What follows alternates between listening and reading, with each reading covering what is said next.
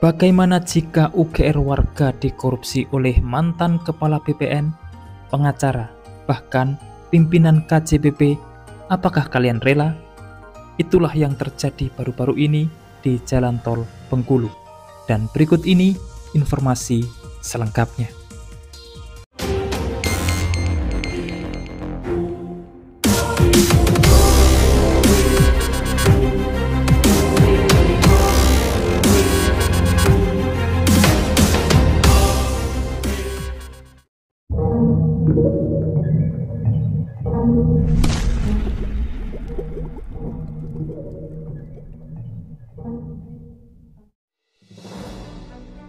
Seperti tidak tahu bagaimana warga menunggu pembayaran UGR yang begitu lama, bahkan sampai berkorban keringat, perasaan, dan waktu demi merelakan lahannya dibebaskan, meski sebelumnya tiada niat untuk menjual lahan tersebut.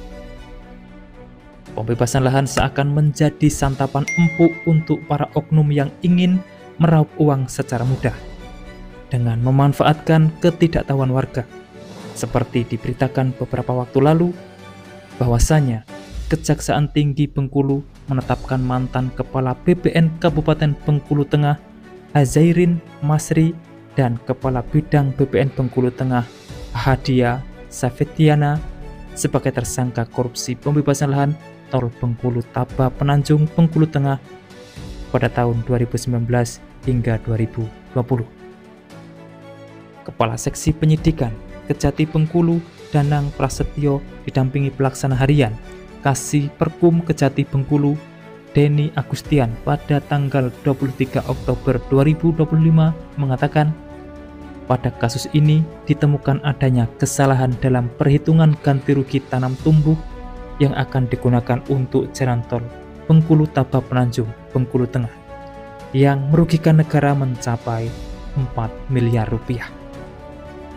Tidak sampai di situ, ternyata masih ada yang ikut terseret kasus korupsi pengadaan jalan tol Bengkulu ini. Tim Jaksa Penyidik Kejaksaan Tinggi Bengkulu kembali menetapkan seorang tersangka baru terkait perkara dugaan tindak pidana korupsi pembebasan lahan tol Bengkulu Taba Penanjung Bengkulu Tengah pada Selasa 28 Oktober 2025. Kepala Seksi Penyidikan Kejati Bengkulu Danang Prasetyo mengungkapkan tersangka tersebut adalah seorang pengacara berinisial H. Penetapan kali ini membuat perkara dugaan korupsi pembebasan lahan untuk proyek jalan tol Bengkulu Taba Penanjung telah menyeret 3 orang tersangka. Bahkan selang sehari kembali ditetapkan lagi tersangka keempat kasus korupsi ini, yang kali ini menyeret pimpinan KJPP Tol Bengkulu. Toto Soeharto, pimpinan Kantor Jasa Penilaian Publik atau KJPP, ditetapkan sebagai tersangka keempat dalam kasus dugaan tindak pidana korupsi terkait markup harga pembebasan lahan untuk proyek pembangunan jalan tol Bengkulu Taba Penanjung.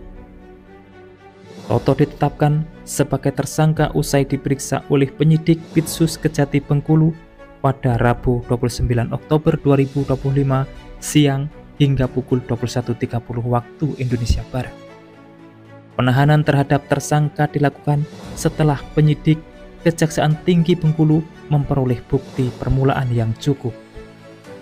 Penahanan terhadap Toto dilakukan berdasarkan surat perintah penahanan Kepala Kejaksaan Tinggi Bengkulu nomor Prin 1722-FD.2-10-2025 yang diterbitkan pada tanggal 29 Oktober 2025.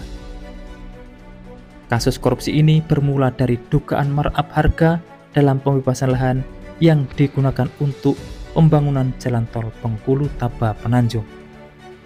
Penyalahgunaan wewenang dan jabatan diduga telah menyebabkan kerugian keuangan negara yang cukup besar.